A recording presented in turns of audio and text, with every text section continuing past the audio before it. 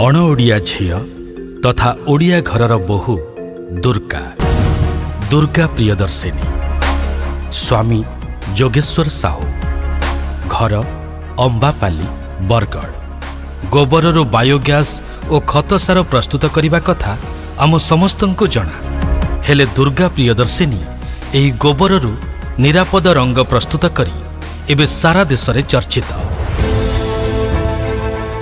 इतिहास रे स्नातकोत्तर डिग्री हासिल करिथिबा दुर्गा प्रियदर्शिनी गाई गोरुंक सहित रहिछि अहेतुक ममता। साधारणतः गाई क्षीर बंद करदेबा परे एवं आजिकाली बलदर व्यवहार कमिजिबा द्वारा लोकमाने सेमानंकर क्षीर बंद करि देइथिबा गाई और अंडीरा बाछुरी मानंको छाड़ी दियंती। एमाने रास्तारे बुलंती जहा फलरे निज पई एवं साधारण जनजीवन रे विपद सृष्टि करंती। दुर्गा प्रियदर्शिनी चिंता कले लोकमाने तांकर अदरकारी गाई गोरुंक ठारू मध्य केमिति आर्थिक स्तर रे लाभवान हेबे।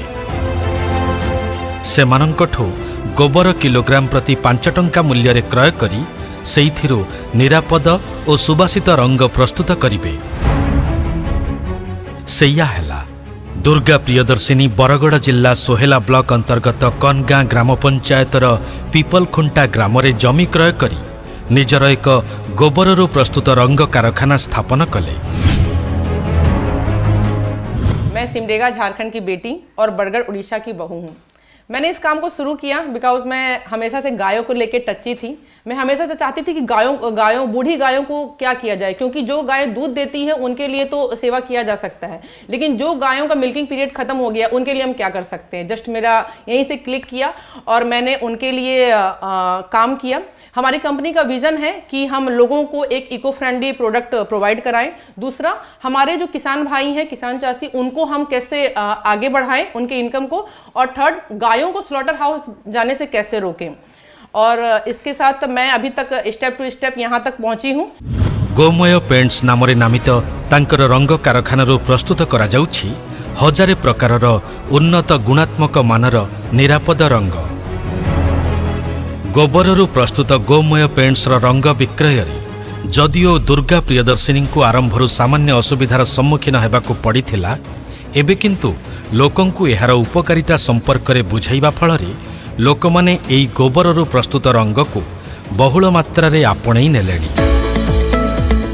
दुर्गा प्रियदर्शिनी द्वारा प्रस्तुत रंग एबे तेलंगाना, बेंगालोर, गुजरात, छत्तीसगढ़, दिल्ली एवं निज राज्य ओडिशार लोकंक द्वारा आदृत होईछि।